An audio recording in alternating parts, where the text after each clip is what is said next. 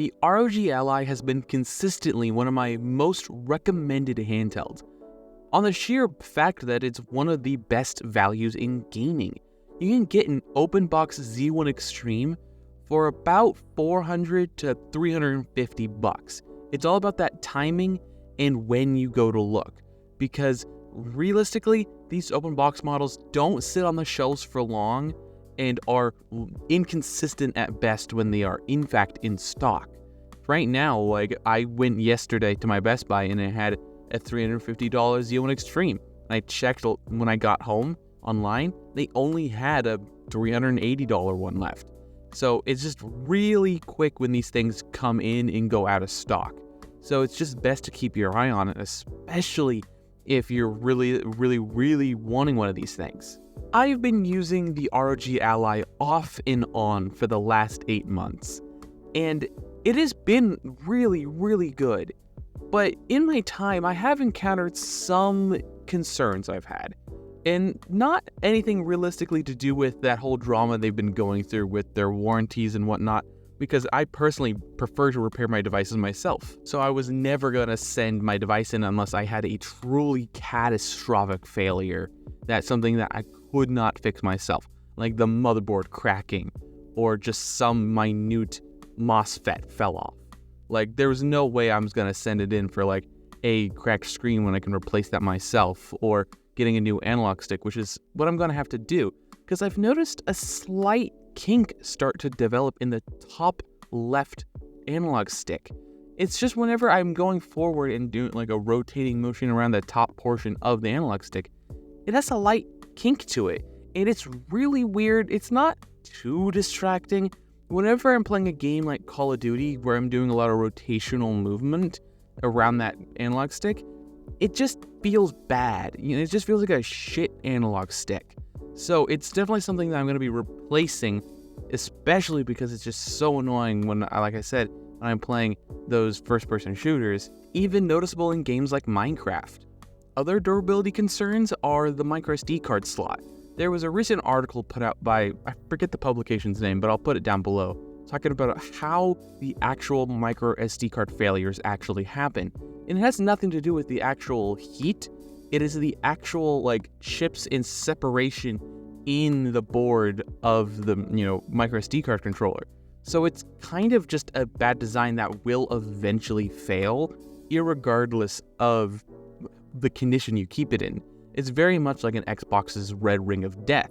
Yes, it can be contributed by heat, but it's inevitable that all Xboxes will eventually succumb to the red ring of death, at least from that generation. But I plan on, when going into the ROG Ally to replace that analog stick, to upgrade the SSD in it from 512 gigs to 1 terabyte, so I do not have to rely upon the microSD card, which currently I have a 512 gigabyte microSD card in there, so for a total of 1 terabyte of combined storage. I keep my 1 terabyte microSD card in my Steam Deck because I use that a lot more than I do my Ally.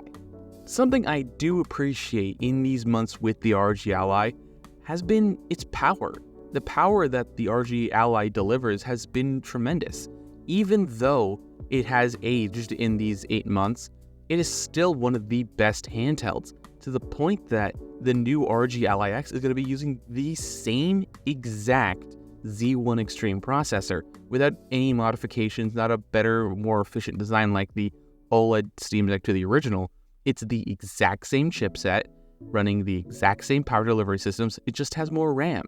So all in all, it's going to be exactly the same performance-wise, maybe like 5 or 10% better, depending on games that require like faster and more RAM. But all in all, it's going to be the exact same performance-wise. So for most people, you could just buy one of the Allies that are going on sale, which they are on sale right now. For the savvy shopper or the gamer on a budget, it is a very reasonable solution to buy an aftermarket, clearanced, or open box ROG Ally for a bargain, because when these new ROG Ally X's come out, they're gonna be replacing the current models, especially considering it's at a new whopping $800 price tag. It's gonna be selling off all the other old models, prone to failure, but assuming you don't need the microSD card, you'll be fine. The power the ROG Ally has for its just almost AAA class performance, being able to play a vast majority of its games at full 1080p medium-low settings, which is very much impressive when you consider most games on the Steam Deck have to run at 720p. And for those games that are struggling on the ROG Ally, thanks to the 120Hz variable refresh rate display, it's a very smooth experience. It doesn't feel all that choppy at all. And it's one of those quality of life features that generally makes day-to-day tasks in gaming feel all the smoother. Something I haven't been able to take advantage of is using the XG mobile port, but considering they're deprecating it with the ROG Ally X, I'm not too surprised because if I remember correctly, the only XG mobile graphics card they ever sold was a 4090 mobile, so not exactly the cheapest option you could do. It is incredibly powerful, and if you do have one of those setups, you're enjoying a AAA class gaming desktop experience. But realistically, for most gamers, that was never going to be in the cards. If they had a Thunderbolt 4 port or a USB 4 port, it would have been a much more reasonable solution. You could probably find a nice dock for about $200 to $300 and drop in like a mid-range graphics card for another $200 or $300 and be able to play games way better than you could natively. So that's probably what I would have done. It's exactly what I know a lot of people do with their Lenovo Legion Gos, thanks to having the Thunderbolt 4 port. Something I do notice when comparing the ROG Ally's display to something like the Legion Go or the OLED Steam Deck, it is just worse than the other two. While it is still a nice IPS panel, it does not hold up to the competition in comparison of the other displays out there. The OLED Steam Deck is one of the best displays I've ever seen. The rich contrast, the inky blacks, the 600 nits peak HDR display brightness. It's phenomenal. And comparing that to the really nice 1440p 8.8-inch display on the Legion Go, by far is one of the best IPS panels I've ever seen. So even comparing it to other high-quality IPS panels, it just doesn't really hold up quite as nicely. But the big feature that the ROG Ally's display offers that the other two don't is variable refresh rate. For some people, that is a deciding factor when it comes to these mobile handhelds, and it does go a long way for making those choppier games feel a lot smoother. Going on 8 months with off and on use with the ROG Ally, it has been probably one of my more favorited handhelds, especially considering the way it fits in my hand. Ergonomically, it's one of the best handhelds I've ever used, mainly because my small to medium-sized hands just fit nicer overall with the smaller sized of the ROG Ally. The Legion Go is quite large and for me can be quite tiring to hold for longer play sessions. Same goes for the Steam Deck, but a little less so just because of the meatier paddles you can hold on to. So the ROG Ally's smaller size, for me, is a lot more comfortable and makes it a lot more toteable to take around portably. Though, because of the nature of my work, I don't really leave the house for very long periods of time, and when I do travel, it's just going to other people's houses.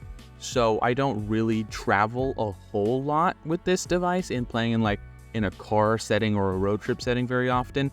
But a few instances that I have, it's been a very comfortable device. And in my experience, generally too, it is a very quiet device. I don't really hear the fans spin up hyper aggressively unless I'm playing some of the most intense possible games or in a particularly intense scene in a lot of the esports titles like Destiny 2, which I believe technically qualifies as an esports title, but let me know down in the comments below if you think it's an esports title.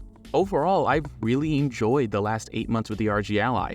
Though it might not be my daily driver and it's not the main handheld that I use day to day, it is an incredible experience every time I decide to pick it up. And it's just consistently an incredible performer, especially overall gaming performance is genuinely impressive, especially if you can get it at one of those bargain basement cheap prices. And I'll leave a link down below of some of the sales I see going on. So if you're interested, you can pick one up cheap, and you can, if you're smarter, you wait till after the ROG Ally X comes out and pick up one of the last generation models at that time for a super cheap price, because I suspect that those devices should be getting even cheaper once the new one comes out so they can make room for new stock. So I would love to hear what you guys think down below. what have your experience been with the ROG Ally? Have you enjoyed it these last 8 months? I know it's been out longer, but for me, it's been 8 months. But I would love to hear what you guys think about this. It's a great device, and it's one of the best devices out there right now. Don't forget to leave a like, comment, and subscribe. All the other social media garbage down below. And last but not least, have a wonderful day.